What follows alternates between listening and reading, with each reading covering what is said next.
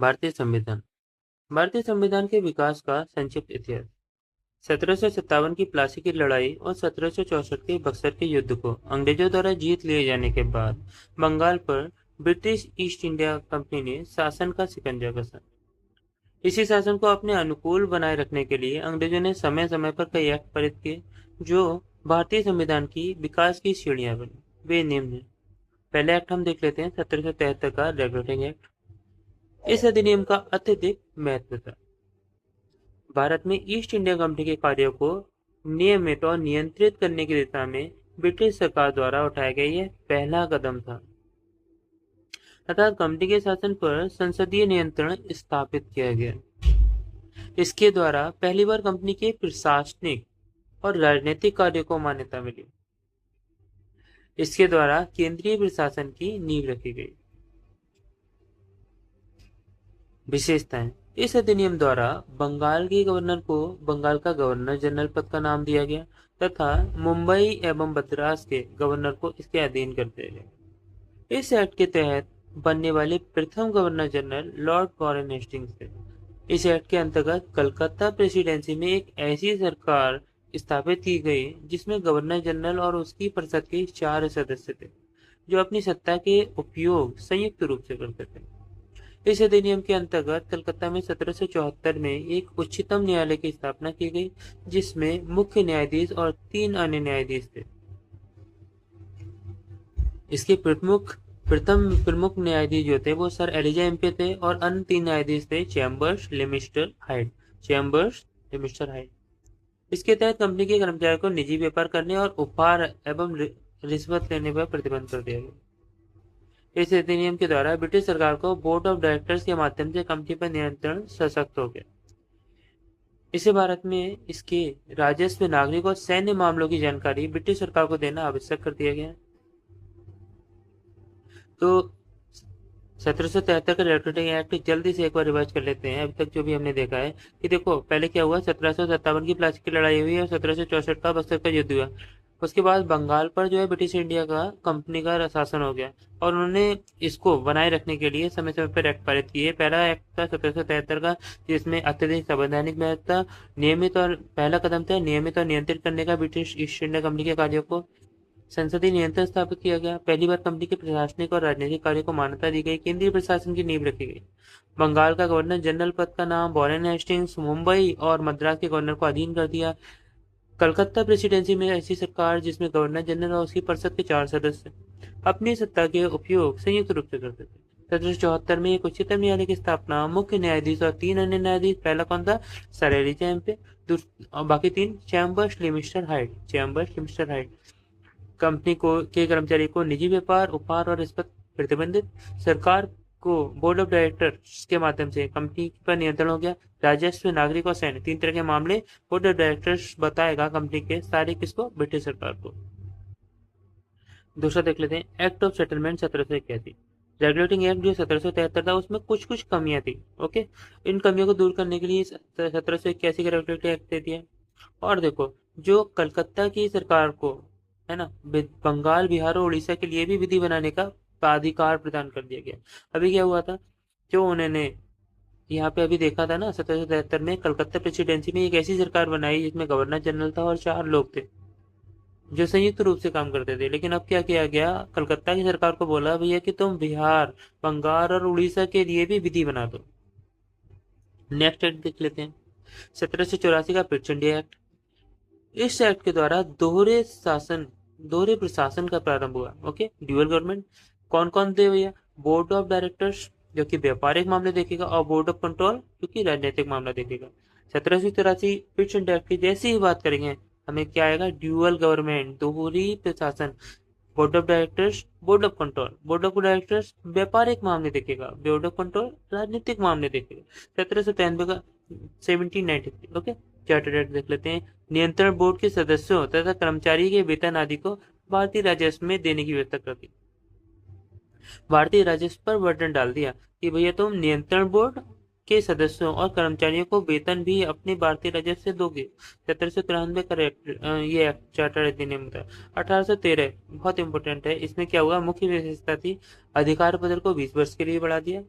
दूसरा, कंपनी के भारत के व्यापार के एकाधिकार को छीन लिया। उन्हें क्या कहा गया कि भैया तुम चीन के साथ व्यापार और पूर्वी देशों के साथ चाय के व्यापार के संबंध को तो 20 वर्ष के लिए एकाधिकार रखो, लेकिन कुछ सीमाओं के अधीन बाकी सभी जितने भी जो तुम व्यापार करते हो उसके लिए सारे ब्रिटिश नागरिक भारत के साथ व्यापार कर सकते थे। 1813 देखो 1813 से पहले क्या होता था, ये 1813 से पहले होता था कि कोई भी ईसाई पाद्रियों को भारत आने की अनुमति नहीं थी, लेकिन 1813 में अधिनियम के द्वारा ही ईसाई पाद्रियों को आज्ञा प्राप्त करके भारत आने की सुविधा मिल गई। 1733 1833 का चार्टर अधिनियम, ये भी इंपॉर्टेंट है। देखो व्यापारिक अधिकार को पूर्णतः ही समाप्त कर दिया। अभी तक क्या था, अभी तक कहा था कि भैया तुम 1800 जो हमारा 13 का एक्ट था उसमें कहा था कि तुम चीन के साथ और पूर्वी देशों के साथ जो तुम्हारा व्यापार हो रहा है, चाय जो हमारा चाय का व्यापार हो रहा है वो तुम कर सकते हो, लेकिन अब सारे ही पूर्णतः समाप्त कर दिए एकाधिकार। अब कंपनी का कार्य ब्रिटिश सरकार की ओर से मात्र शासन रह गया था, जो था शासन करना था बस, और कोई शासन ब्रिटिश कंपनी का काम नहीं रह गया था। बंगाल के गवर्नर को बंगाल का जो देखो जो हमारा 1773 था उसमें क्या करा था, बंगाल के गवर्नर को बंगाल का गवर्नर जनरल बना दिया गया था। लेकिन 1833 के चार्टर अधिनियम में क्या कहा गया कि जो बंगाल का गवर्नर जनरल है ना उसको भारत का गवर्नर जनरल कहा जाने लगा। बम्बई तथा मद्रास की परिषदों की विधि निर्माण शक्तियों को वापस ले लिया गया। जो बम्बई और मद्रास के जो परिषद थी उन्हें विधि निर्माण की शक्तियां थी भैया कुछ, तो उन्हें वापस ले लिया गया। विधिक परामर्श हेतु गवर्नर जनरल की परिषद ने विधि सदस्य के रूप में 14 सदस्य दे दिया। वो कौन था, मैकाले था। अभी देखोगे तुम, विधि परामर्श के लिए गवर्नर जनरल की परिषद में एक विधि सदस्य दे दिया जो कि मैकाले था, 14 सदस्य। भारत में दास प्रथा के विरुद्ध भारत में दास प्रथा को विधि विरुद्ध जो कि है जो मतलब न्याय संगत नहीं है, विधि विरुद्ध घोषित कर दिया तथा 1843 में उसका पूर्णतः उन्मूलन कर दिया। अधिनियम की धारा 87 के तहत, धारा ध्यान रखना, अधिनियम की धारा, कौन सा अधिनियम, 1800 जो 33 था, 1833 का अधिनियम। इसमें क्या किया, एक धारा थी 80 धारा 87। इसके तहत कंपनी के अधीन पद धारण करने के लिए किसी व्यक्ति को धर्म, जन्म स्थान, मूल, वंश या रंग के आधार पर अयोग्य न ठहराए जाने का प्रतिबंध था। गवर्नर जनरल की परिषद को राजस्व के संबंध में पूर्ण अधिकार प्रदान करते हुए गवर्नर जनरल को संपूर्ण देश के लिए एक ही बजट तैयार करने का अधिकार देती है। यानी कि वही कहा था ना, भारत का गवर्नर जनरल, तो उसे पूरे भारत के लिए एक ही बजट तैयार करने का अधिकार दे दिया है। भारतीय कानूनों का वर्गीकरण किया गया। इस कार्य के लिए विधि आयोग, हमने बताया था ना 14 सदस्य ऐड किया था विधि आयोग, ओके, विधि सदस्य के रूप में निकाले।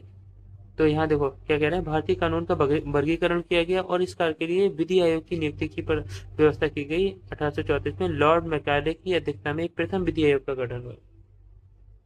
लॉर्ड मैकाले जो थे उनकी अध्यक्षता में प्रथम विधि आयोग का गठन हुआ। 1853 का चार्टर अधिनियम, इस अधिनियम की मुख्य विशेषताएं देख लेते हैं कि सेवाओं में नामजदगी का सिद्धांत समाप्त कर कंपनी के महत्वपूर्ण पदों को प्रतियोगी परीक्षाओं के आधार पर भरने की व्यवस्था की गई। ऐसा नहीं था कि सेवाओं में नामजदगी हो गई है ना, इसमें प्रतियोगी परीक्षाएं कॉम्पिटिटिव एग्जाम्स के आधार पर भरने की व्यवस्था हुई। 1854 में मैकाले समिति की नियुक्ति की गई। इस अधिनियम के द्वारा गवर्नर जनरल की परिषद के विधायी और प्रशासनिक कार्यों को अलग कर दिया गया। अब क्या किया इन्होंने, जो विधायी कार्य थे और प्रशासनिक कार्य थे गवर्नर जनरल की परिषद में, उन्हें अलग कर दिया। इस तरह परिषद में 6 नए पार्षद जोड़े गए जिन्हें विधान पार्षद कहा गया। 1858 का भारतीय शासन अधिनियम, इस अधिनियम की विशेषताएं देख लेते हैं। भारत का शासन कंपनी से लेकर ब्रिटिश क्राउन के हाथों में चला गया। 1858 में जो अधिनियम आया था उसमें क्या हुआ, कंपनी से शासन ले लिया गया। भारत का शासन कंपनी से लेकर ब्रिटिश क्राउन के हाथ में चला गया। भारत में मंत्री परिषद की व्यवस्था की गई। अब मंत्री पद की व्यवस्था हो गई। 15 सदस्य की भारत परिषद का सृजन हुआ। 15 सदस्य की भारत परिषद बन गई, जिसमें 8 सदस्य ब्रिटिश सरकार द्वारा थे और 7 सदस्य कंपनी के निदेशक मंडल द्वारा थे। भारतीय मामलों पर ब्रिटिश संसद का सीधा नियंत्रण स्थापित हो गया। मुगल सम्राट के पद को समाप्त कर दिया गया। इस अधिनियम के द्वारा बोर्ड ऑफ डायरेक्टर और बोर्ड ऑफ कंट्रोल उसको भी समाप्त कर दिया गया। भारत में शासन संचालित करने के लिए ब्रिटिश मंत्रिमंडल में एक सदस्य के रूप में भारत का सचिव, secretary of state of India, की नियुक्ति की गई। वह अपने कार्यों के लिए ब्रिटिश संसद के प्रति उत्तरदायी होता था। भारतीय प्रशासन पर इसका संपूर्ण नियंत्रण था। उसी का वाक्य अंतिम होता था, चाहे वह नीति के विषय में हो या अन्य ब्यौरे के विषय में। भारत के गवर्नर जनरल का नाम बदलकर वायसराय कर दिया। अतः इस समय के गवर्नर जनरल लॉर्ड कैनिंग अंतिम गवर्नर जनरल एवं प्रथम वायसराय हुए। पहले पेज हो गया, उसके बाद हम नेक्स्ट पेज देखते हैं। अब 1861 का भारत परिषद अधिनियम देख लेते हैं। इस अधिनियम की विशेषताएं: गवर्नर जनरल की कार्यकारिणी परिषद का विस्तार किया गया। विभागीय प्रणाली का प्रारंभ हुआ लॉर्ड कैनिंग द्वारा। विभागीय प्रणाली, ओके, उसका प्रारंभ कौन करता है? Lord Canning. गवर्नर जनरल को पहली बार अध्यादेश जारी करने की शक्ति मिल गई। ऐसे अध्यादेश की अवधि मात्र 6 मंथ की होती थी। गवर्नर जनरल को बंगाल, उत्तर पश्चिमी सीमा प्रांत और पंजाब में विधान परिषद स्थापित करने की शक्ति प्रदान की गई। इसके द्वारा कानून बनाने की प्रक्रिया में भारतीय प्रतिनिधियों को शामिल करने की शुरुआत हुई। वायसराय कुछ भारतीयों को विस्तारित परिषद में गैर सरकारी सदस्यों के रूप में नामांकित कर सकता था। 1861 में काफी चीजें हुई, 5 चीजें हुई, देख ले, एक सेकंड जल्दी से रिवाइज करते हैं। 1861 में क्या हुआ? कार्यकारिणी परिषद का विस्तार, विभागीय प्रणाली का विस्तार, जो पोर्टफोलियो सिस्टम होता है लॉर्ड कैनिंग के द्वारा, ओके। पहली बार अध्यादेश जारी करने की शक्ति, अवधि कितनी? 6 मंथ की। गवर्नर जनरल को क्या? 3 जगह की, बंगाल, उत्तर पश्चिमी सीमा प्रांत और पंजाब में विधान परिषद की स्थापना करने की शक्ति दे दी। कानून बनाने की प्रक्रिया में भारतीय प्रतिनिधि को शामिल करने का शुरुआत हुई। वायसराय कुछ भारतीयों को विस्तारित परिषद में गैर सरकारी सदस्यों के रूप में नामांकित कर सकता था। 1862 में लॉर्ड कैनिंग ने 3 भारतीयों को बनारस के राजा, पटियाला के महाराजा और सर दिनकर राव को विधान परिषद में मनोनीत किया 1862 में। अब 1833 का अधिनियम देख लेते हैं। इस अधिनियम द्वारा यह उपबंध किया गया कि ईस्ट इंडिया कंपनी को किसी भी समय भंग किया जा सकता है। बहुत इंपॉर्टेंट बात है। 1873 में 1873 में यह अधिनियम द्वारा इस अधिनियम द्वारा यह उपबंध दिया गया कि ईस्ट इंडिया कंपनी को किसी भी समय भंग किया जा सकता है। 1 जनवरी 1884, 1 जनवरी 1884 को ईस्ट इंडिया कंपनी को औपचारिक रूप से भंग कर दिया गया। अब शाही उपाधि अधिनियम 1876 आता है। इस अधिनियम द्वारा गवर्नर जनरल की केंद्रीय कार्यकारिणी में इस अधिनियम द्वारा गवर्नर जनरल की केंद्रीय कार्यकारिणी में 6ठे सदस्य की नियुक्ति कर दी गई। उसे लोक निर्माण विभाग का कार्य सौंपा गया। 28 अप्रैल 1876 ईस्वी को यह घोषणा द्वारा महारानी विक्टोरिया को भारत की साम्राज्ञी, जो साम्राज्ञी होती है ना, उन्हें घोषित कर दिया गया। शाही उपाधि अधिनियम 1876 एक बार और देख लेते हैं। देखो क्या किया इन्होंने कि गवर्नर जनरल की केंद्रीय कार्यकारिणी में 6ठे सदस्य की नियुक्ति कर दी, उसे लोक निर्माण विभाग दिया गया। 28 अप्रैल 1876 को ब्रिटिश जो महारानी थी विक्टोरिया को भारत की साम्राज्ञी घोषित कर दिया। 1892 का भारत परिषद अधिनियम देख लेते हैं। इस अधिनियम की विशेषताएं देखो, अप्रत्यक्ष चुनाव प्रणाली की शुरुआत हो गई। इसके द्वारा राजस्व एवं व्यय अथवा बजट पर बहस करने तथा कार्यकारिणी से प्रश्न पूछने की शक्ति दे दी।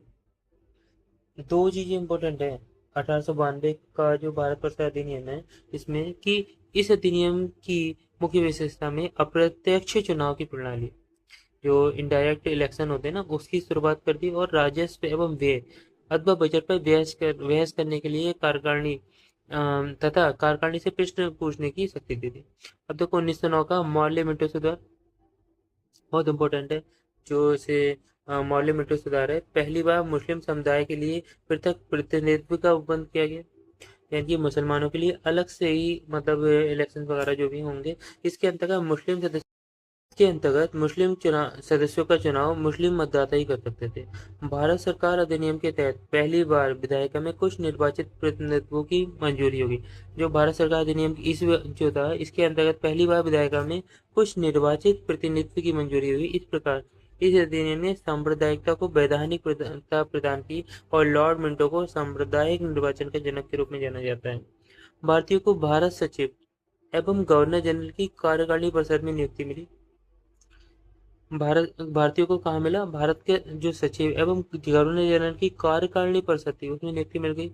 केंद्रीय और प्रांतीय विधान परिषदों को पहली बार बजट पर वाद विवाद करने, सार्वजनिक हित के विषयों पर प्रस्ताव पेश करने एवं पूरक प्रश्न पूछने और मतदान करने का अधिकार मिला। क्या क्या मिला कि पहली बार बजट पर वाद विवाद कर सकते हो, सार्वजनिक हित के लिए विषयों पर प्रस्ताव पेश कर सकते हो, पूरक प्रश्न पूछ सकते हो और मत देने का भी अधिकार मिल गया। प्रांतीय विधान परिषदों की संख्या में वृद्धि की और सत्येंद्र प्रसाद सिन्हा वायसराय की कार्यपाल की परिषद के प्रथम भारतीय सदस्य बने और विधि सदस्य बनाया गया। क्या बनाया गया सत्येंद्र प्रसाद सिन्हा को? वायसराय की कार्यपाल का परिषद के प्रथम भारतीय सदस्य और उन्हें विधि सदस्य भी बनाया गया। इस अधिनियम के तहत प्रेसिडेंसी जो कॉर्पोरेशन इस अधिनियम के तहत presidency corporation chambers of commerce विश्वविद्यालयों और जमींदारों के लिए अलग प्रतिनिधित्व का प्रावधान किया गया। 1909 ईस्वी में लॉर्ड मिंटो इंग्लैंड में भारत के राज्य सचिव थे और लॉर्ड मिंटो भारत के वायसराय। भारत में ब्रिटेन के सभी संवैधानिक प्रयोगों में से सबसे कम समय तक चलने वाला अधिनियम 1909 का भारत परिषद अधिनियम था। 1919 का भारत शासन अधिनियम देख लो। मॉन्टेग्यू चैम्बर्स सुधार भी कहते हैं इसे। इस अधिनियम की मुख्य विशेषता केंद्र में दो सदनात्मक विधायिका की स्थापना हुई। केंद्र में दो सदनात्मक व्यवस्था दो सदनात्मक विधायिका की स्थापना हुई। प्रथम राज्य परिषद तथा दूसरी केंद्रीय विधानसभा। राज्य परिषद के सदस्यों की संख्या 60 थी, जिसमें 34 निर्वाचित होते थे और उनका कार्यकाल 5 वर्षों का होता था। केंद्रीय विधानसभा के सदस्यों की संख्या थी 144 और जिनमें 104 निर्वाचित थे और 40 मनोनीत थे। इनका कार्यकाल 3 वर्षों का। दोनों सदनों के अधिकार समान थे। इनमें सिर्फ एक अंतर था, बजट पर स्वीकृति प्रदान करने का अधिकार निचले सदन को था। जो बजट पर स्वीकृति प्रदान करने का अधिकार था वो निचले सदन को था। प्रांतों में द्वैध शासन प्रणाली का प्रवर्तन किया। प्रांतों में द्वैध शासन के जनक लियोनस कार्टियस थे। इस योजना के अनुसार प्रांतीय विषयों को 2 वर्गों में विभाजित किया गया, आरक्षित तथा हस्तांतरित या अंतरित।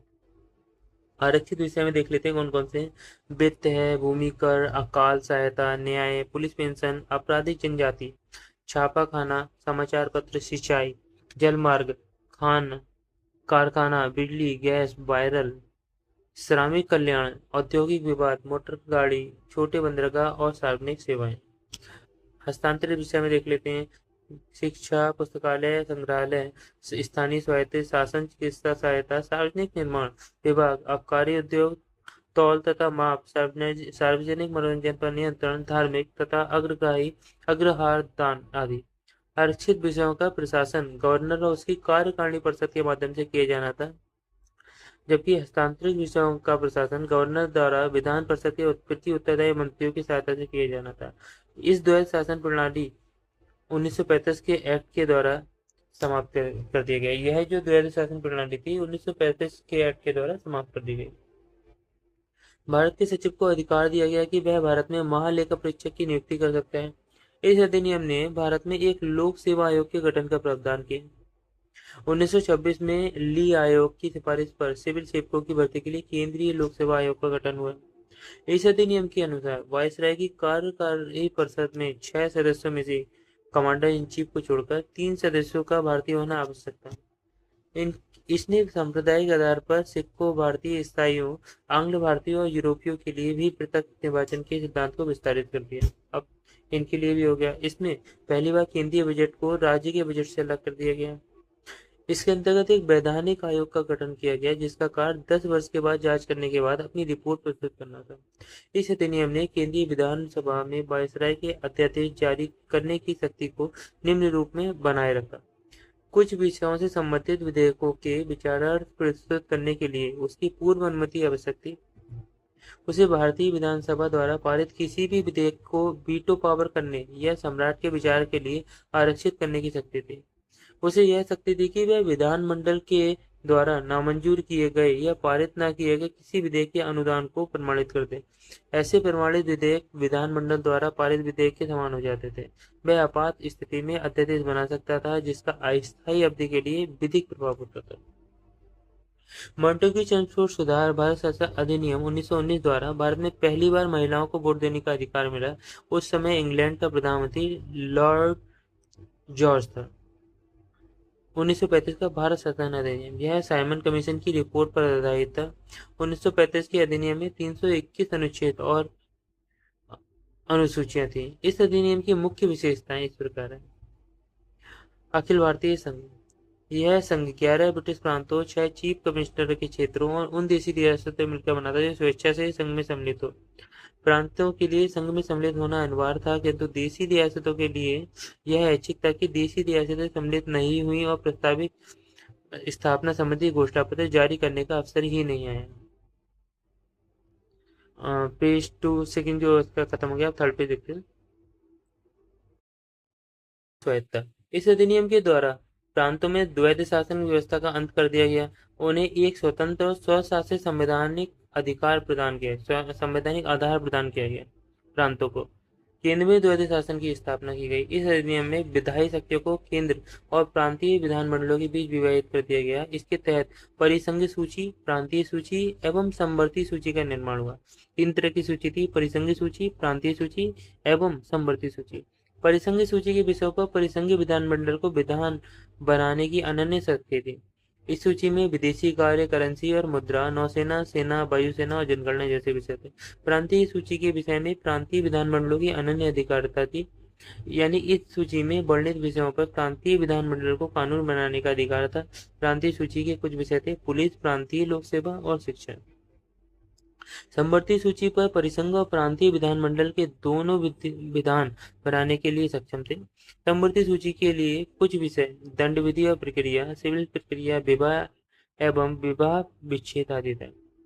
ऊपर उल्लेखित उपबंधों के अधीन रहते हुए किसी भी विधानमंडल को दूसरे की शक्ति का अतिक्रमण करने का अधिकार नहीं था, लेकिन वायसराय द्वारा आपात की उद्घोषणा किए जाने पर परिसंघ विधानमंडल को प्रांतीय सूची के विषयों में विधान बनाने की शक्ति थी। दो प्रांतीय विधानमंडलों की अनुरोध पर भी परिसंघ विधानमंडल प्रांतीय विधानमंडल के विषय में विधान बना सकती थी। समवर्ती सूची के विषयों पर परिसंघ विधि प्रांत की विधि पर अभिभावी होती थी। इस अधिनियम में अवशिष्ट विधायी शक्ति वायसराय को दी गई थी। 1935 के अधिनियम के बारे में नेहरू एवं अम्बेडकर की उक्ति थी कि नेहरू क्या कहते हैं, देखो, गुलामी का अधिकार पत्र, और क्या कहते हैं, एक कार जिसमें ब्रेक तो है पर इंजन नहीं। अम्बेडकर क्या कहते हैं 1935 अधिनियम के लिए, मुझे इस आरोप के संबंध में कोई क्षमा नहीं मांगनी कि संविधान के प्रारूप में गवर्नमेंट ऑफ इंडिया एक्ट 1935 के बड़े भाग को पुनः उत्पादित कर दिया गया है। संघीय न्यायालय की व्यवस्था थी। इसका अधिकार क्षेत्र प्रांतों तथा रियासतों तक विस्तृत था। इस न्यायालय में एक मुख्य न्यायाधीश तथा 2 अन्य न्यायाधीश की व्यवस्था की गई थी। न्यायालय से संबंधित अंतिम शक्ति प्रीवी काउंसिल लंदन को प्राप्त थी। ब्रिटिश संसद की सर्वोच्चता थी। इस अधिनियम में किसी भी प्रकार के परिवर्तन का अधिकार ब्रिटिश संसद के पास था। प्रांतीय विधानमंडल और संघीय व्यवस्थापिका इसमें किसी प्रकार का परिवर्तन नहीं कर सकते थे। भारत परिषद का अंत। इस अधिनियम के द्वारा भारत परिषद का अंत कर दिया गया। सांप्रदायिक निर्वाचन पद्धति का विस्तार। संघीय तथा प्रांतीय व्यवस्थापकाओं में विभिन्न संप्रदायों को प्रतिनिधित्व देने के लिए सांप्रदायिक निर्वाचन पद्धति को जारी रखा गया और उसका विस्तार दलित जातियों, महिलाओं, मजदूर वर्गों तक भी कर दिया गया। इस अधिनियम में प्रस्तावना का अभाव था। इसके द्वारा बर्मा को भारत से अलग कर दिया गया, अदन को इंग्लैंड के औपनिवेशिक कार्यालय के अधीन कर दिया गया और बरार को मध्य प्रांत में शामिल कर दिया गया। इसके अंतर्गत देश की मुद्रा और साख पर नियंत्रण के लिए भारतीय रिजर्व बैंक की स्थापना की गई। मताधिकार का विस्तार किया गया और लगभग 10% जनसंख्या को मत का अधिकार दे दिया गया। भारत सरकार अधिनियम 1935 के कारण बंबई से सिंध प्रांत का निर्माण हुआ। बंबई से किसका निर्माण हुआ? सिंध प्रांत का। 1947 का भारतीय स्वतंत्रता अधिनियम देख लेते हैं। ब्रिटिश संसद ने 4 जुलाई 1947 को भारतीय स्वतंत्रता अधिनियम प्रस्तावित किया गया। 4 जुलाई 1947 को भारतीय स्वतंत्रता अधिनियम प्रस्तावित किया गया, जो 18 जुलाई 1947 को स्वीकृत हो गया। 4 जुलाई 1947 को प्रस्तावित किया गया और 18 जुलाई 1947 को स्वीकृत हो गया। इस अधिनियम में 20 धाराएं थी। इस अधिनियम के प्रमुख प्रावधान निम्न थे: 2 अधिराज्यों की स्थापना। 15 अगस्त 1947 को भारत एवं पाकिस्तान नामक 2 अधिराज्य बनाए दिए जाएंगे और उनको ब्रिटिश सरकार सत्ता सौंप देगी। सत्ता का उत्तरदायित्व दोनों अधिराज्यों की संविधान सभा को सौंपा जाएगा। भारत एवं पाकिस्तान दोनों अधिराज्यों में एक गवर्नर जनरल होंगे, जिनकी नियुक्ति उनके मंत्रिमंडल की सलाह से की जाएगी। संविधान सभा का विधानमंडल के रूप में कार्य करना। जब तक संविधान सभाएं संविधान का निर्माण नहीं कर लेती, तब तक ये विधानमंडल के रूप में कार्य करते रहेंगे। भारत मंत्री के पद समाप्त कर दिए गए। 1935 के भारतीय शासन अधिनियम द्वारा शासन जब तक संविधान द्वारा नया संविधान बनकर तैयार नहीं किया जाता, तब तक उस समय 1935 के भारतीय शासन अधिनियम द्वारा ही शासन होगा। देशी रियासतों पर ब्रिटेन के सार्वभौमिकता का अंत कर दिया गया। उनको भारत या पाकिस्तान किसी भी अधिराज्य में सम्मिलित होने और अपने भावी संबंधों का निश्चय करने की स्वतंत्रता प्रदान कर दी गई। इस अधिनियम के अधीन भारत के डोमिनियन और सिंध, बलूचिस्तान, पश्चिमी पंजाब, पूर्वी बंगाल, पश्चिमोत्तर सीमा प्रांत और असम के सिलहट जिले को छोड़कर भारत का शेष राज्य क्षेत्र मिल गया। सिलहट जिले में भारतीय स्वतंत्रता अधिनियम 1947 के प्रबद्ध होने के पूर्व जन्म संग्रह में पाकिस्तान के पक्ष में मत दिया था। भारतीय संविधान सभा कैबिनेट मिशन की संस्तुतियों के आधार पर भारतीय संविधान का निर्माण करने वाली संविधान सभा का गठन जुलाई 1946 में किया गया।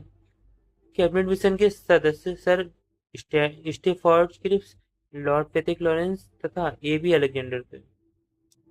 भारत में संविधान सभा का विचार सबसे पहले मानवेंद्र नाथ राय ने 1934 में प्रस्तुत किया, एम.एन. रॉय।